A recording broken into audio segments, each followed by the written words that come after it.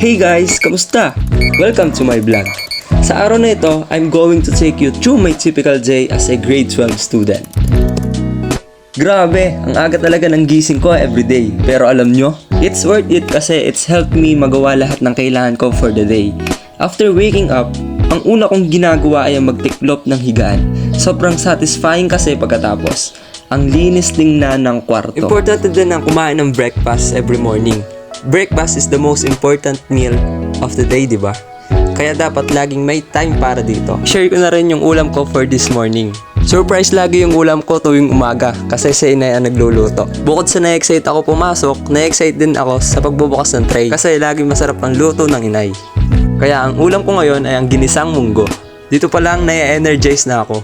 Biruin mo yung pinaka-paborito ko pang ulam ang inhiyain ni inay. Dito nga pala sa amin bawal magtira ng kanin sa plato kasi mahal nga ang bigas. Kasi sinabayan parang napakamahal na ulam. Kaya ngayon for the tipid muna. And after that, toothbrushing naman. Gotta keep that smile fresh and clean, especially sa school. So ngayon, pwede ba nang ngitian si Crush? Pagkatapos ng toothbrushing, I take a bath naman. Super refreshing feeling. Then, it's time to wear my uniform. Balita ko nakakapogi dito, lagi nagsusuklay. Kaya nagsusuklay na rin ako. At hindi ko makakalimutan isuot ang best friend kong ID. Kasama ko to lalong-lalo na pagpapasok sa school. Magmumukha kang estudyante pag lagi mo suot ito. Pero hindi lang naman ang purpose ng ID para magmukha kang estudyante. Ito'y para na rin sa kaligtasan natin. Pero bago nga pala ako umalis, ini-ensure ko muna yung mga dadalhin ko sa school. Ready na ako for school. Pero bago umalis, kailangan ko munang ihanda lahat ng kailangan kong dalhin. Notebook, pens, at iba pa. And of course, ugali ko na rin na mag-check na schedule tuwing umaga. Ayokong malate sa klase. Once everything's set, it's time to head to school. I use my bicycle as my mode of transportation. Healthy na, eco-friendly pa. Laging alas 7 ako nakakarating sa school. Ang aga ko, no? 30 minutes bago mag-start ang klase para handa at chill lang. Hi nga pala sa bago akong seatmate. Yung 30 minutes nga pala ay ginagamit ko sa pakipagkwentuhan. At ang pinakapaborito ko, ang tawanan. Ang una nga palang lineup ng klase namin ay ang Empowerment Technology. Sobrang interesting nito, lalong-lalo ako mahilig ka sa computer. Ito nga pala yung mga kagrupo ko sa paggawa ng Excel. Ang sunod ay ang Physical Science naman. Ang saya ng experiment namin dito.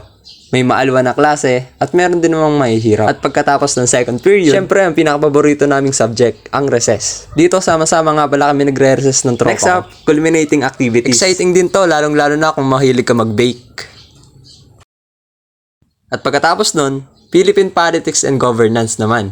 Sobrang importanteng subject. Napakadaming exciting information dito na matututunan mo sa bansa natin. At sobrang interesting nito. Madami kang matututunan dito, promise. Tapos, lunchtime na with my tropang bros.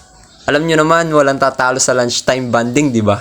Lalong-lalo na kung may kuntuhan, tawanan, at halak-hakan. And after lunch, babalik kami sa labas ng school para kumain ng scramble. Sobrang sarap nito, lalong-lalo na sa init ng panahon.